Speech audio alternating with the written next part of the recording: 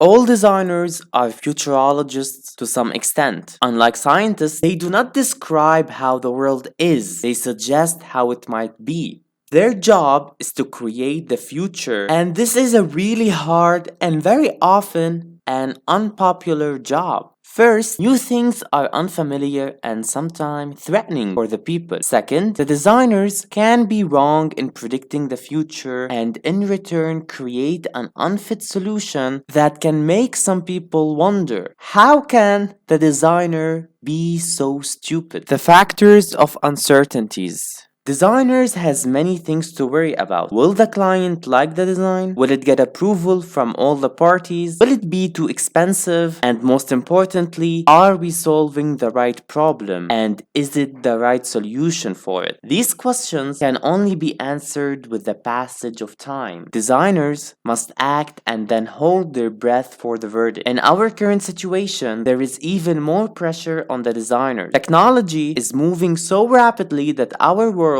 have little tradition and cultural stability. The author of this book describes it by the following. All of this makes life even more difficult for the designer who now has not just got uncertainties about the design, but is even unsure of the nature of the world into which it must fit. Designers are expected to act on the problems, and they have three main ways of delivering solutions in the design process. Procrastination. It is based on the idea that somehow the future may become more certain if we only wait a little bit. If it is not possible to be sure of our actions now, perhaps it will be easier to take a decision next year or the year after. This strategy is also popular with very long time skill decision makers such as politicians and town planners. The real difficulty is that once a problem has been identified, delaying the decision itself adds to the uncertainty and may does accelerate the problem.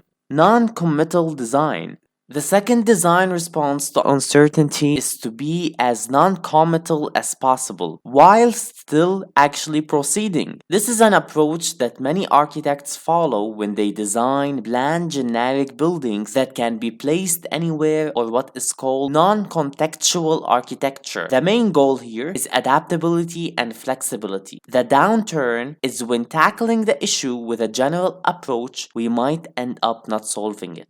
Throwaway design is to design for the present only. Obsolescence is built in, and the designed object is intended to be thrown away and replaced with a more up-to-date design. This approach is famous with fashion designers, where the word fashion itself became synonyms to something that is transient. While this approach do make sense in many applications, it does in return lead to more resources consumptions, where the need to replace things becomes a necessity.